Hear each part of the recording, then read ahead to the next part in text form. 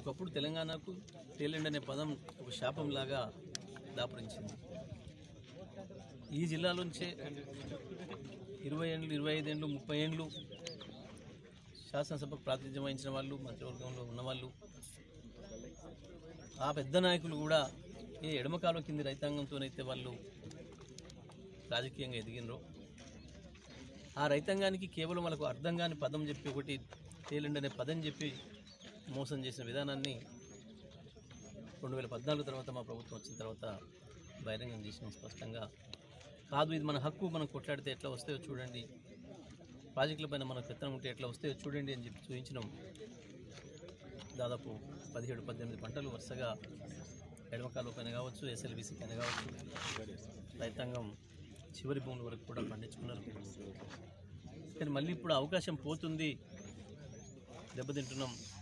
ఇప్పటికే నాగార్జున సాగర్ను కేంద్రానికి అప్పచెప్పేసిండ్రు, దానిపైన ఇంతవరకు సోయి లేదు, మాట్లాడడం లేదు. అడిగితే మేము ఎదురుదాడి చేస్తున్నారు, తప్పించుకోవడానికి ప్రయత్నం చేస్తున్నారు, అబద్ధాల మీద అబద్ధాలు మాట్లాడుతున్నారు.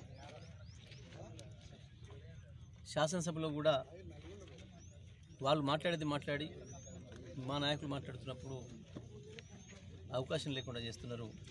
ఇదంతా కూడా నిజాన్ని దాచిపెట్టే ప్రయత్నం, చేసిన తప్పును కప్పిపుచ్చుకునే ప్రయత్నం. మరి ఇవన్నీ ప్రజలనే తెలుసుకోవాలి, ప్రజలకు బహిరంగంగా చెప్పాలి మనం అని చెప్పి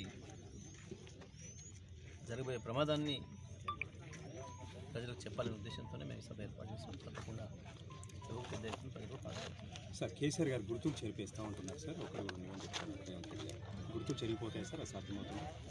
మొదలు పెట్టింది కదా కేసీఆర్ గారు 24 గంటలు కరెంట్ ఇచ్చేది, దాన్ని ఇప్పుడు సాగనే తెచ్చారు, ఒక గుర్తు పోతుంది.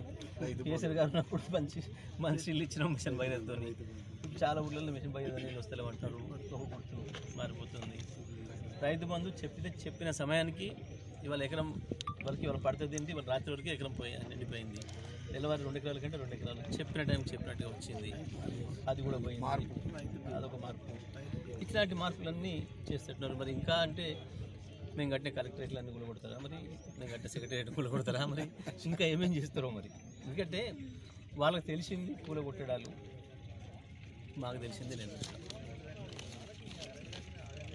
కానీ ఏంటి ప్రజలు చూస్తారు.